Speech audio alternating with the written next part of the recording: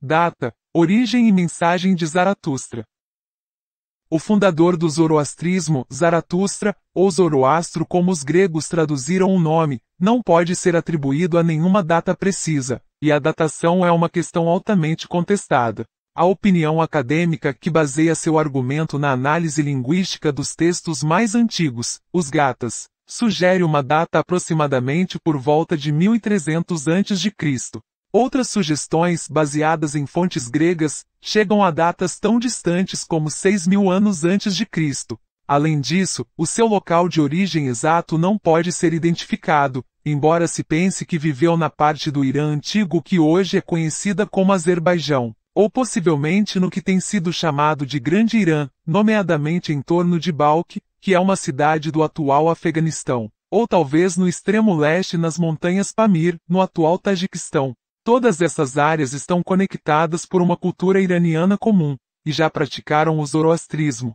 É amplamente aceito que a filosofia proposta por Zaratustra foi adotada pelos reis aquemênidas, Ciro, Cambises, Dario, Xerxes, Artaxerxes, etc. Embora a primeira referência direta a Ahura Mazda, o termo usado por Zaratustra nos Gathas para significar Deus, ocorra durante o império de Dario e não de Ciro. No entanto, é geralmente aceito que a ética praticada por Ciro o Grande, conforme expresso no Cilindro de Ciro, era de relativa clemência e tolerância para com seus inimigos vencidos, o que está de acordo com os valores morais ensinados por Zaratustra. Sabemos que os três impérios iranianos, nomeadamente, o Império Aquemênida, Parta e Sassânida, abrangendo cerca de 1000 anos, praticaram o zoroastrismo antes do advento do islamismo. A mensagem de Zaratustra está preservada nos Gathas, um conjunto de 225 versos dispersos por 17 hinos compostos numa antiga língua iraniana. O que tornou as ideias de Zaratustra radicais foi, em primeiro lugar, a sua revelação de que havia um Criador, Ahura Mazda, o Senhor da Sabedoria, numa época em que era comum adorar os numerosos elementos naturais como deuses. Sua compreensão da vida se baseava na compreensão de que todas as manifestações da criação tinham que vir, em última análise, de uma energia todo-poderosa, Deus ou Autocriador. Sua originalidade é ainda vista em seu mandamento encontrado nos Gathas, de que aqueles que estão ouvindo devem usar seu livre-arbítrio para escolher seu próprio caminho, o do bem ou o do mal.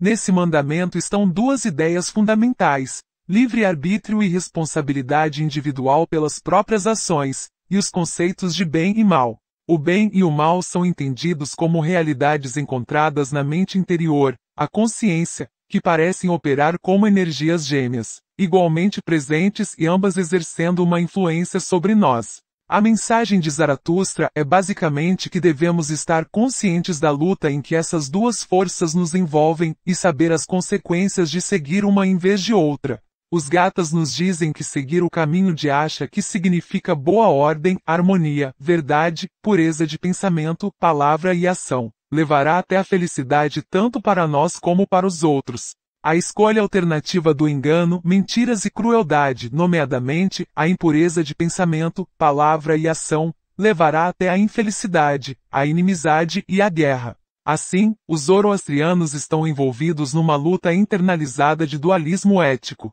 Antes da filosofia de Zaratustra, eram veneradas entidades como Mitra ou Meher, Aoma, Vahirã, cujos paralelos foram encontrados em textos védicos. Embora não haja menção dessas entidades no texto atribuído a Zaratustra, sabemos que essa antiga tradição sobreviveu e se fundiu com o zoroastrismo, de modo que readquiriram suas posições de destaque anteriores nas recitações religiosas de sacerdotes e leigos posteriores a Zaratustra. Um reflexo disso é encontrado no nome Darbe-Meher, que em persa moderno, é o nome de um dos 3 tipos de templos do zoroastrismo.